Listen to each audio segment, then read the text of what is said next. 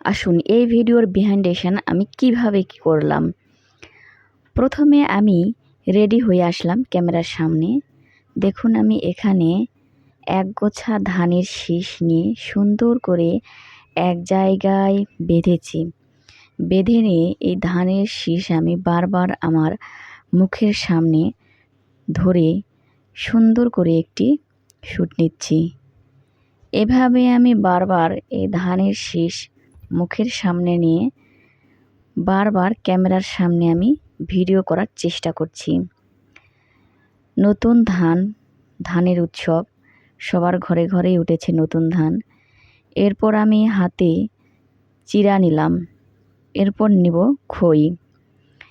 এভাবে আমি চিরা এবং খই দুটো নিয়েই ভিডিওটি শ্যুট করছিলাম। এরপর আমি আরেকটি ড্রেস পরে ক্যামেরার সামনে আসলাম। এভাবে চিরার খই ছিটিয়ে ছিটিয়ে তো আমার পায়ের নিচে জমা হয়ে গেছে। এরপর আমি আরেকভাবে শ্যুট নিচ্ছিলাম। দেখুন এখানে আমি ঢিকিতে ধান কিভাবে বানতে হয় সেটি দেখানোর চেষ্টা করছিলাম। এরপর আবার চেষ্টা করছিলাম যে এটা সঠিক হচ্ছে কি না।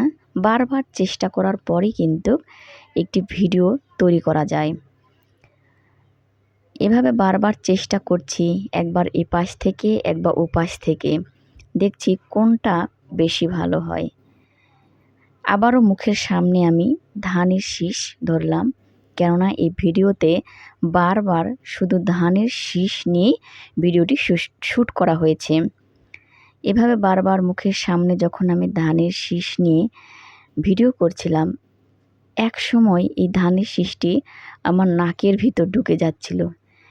যখন আমার ধানের শীষটি নাকের ভিতর ঢুকে যাচ্ছিল, তখন কিন্তু আমার নাকে একটু সুরসুরি তৈরি হয়েছিল এবং নাকের মধ্যে কেমন জানি হতে লাগছিল বলে বারবার আমি নাকে হাত দিচ্ছিলাম।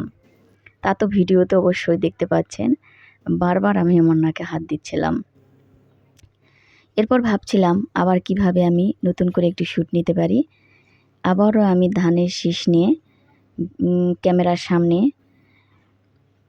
ভিডিও করছিলাম। এরপর আবারও আমি নেচে নেচে দেখানোর চেষ্টা করছিলাম। এভাবে আস্তে আস্তে আমি এই ভিডিওটি তৈরি করি। ভিডিওটি কেমন হয়েছে অবশ্যই কমেন্টে জানাবেন। যদি আপনাদের ভালো লাগে তাহলে অবশ্যই এই চ্যানেলটিতে সাবস্ক্রাইব করবেন। থ্যাংক ইউ, সবাই ভালো থাকবেন।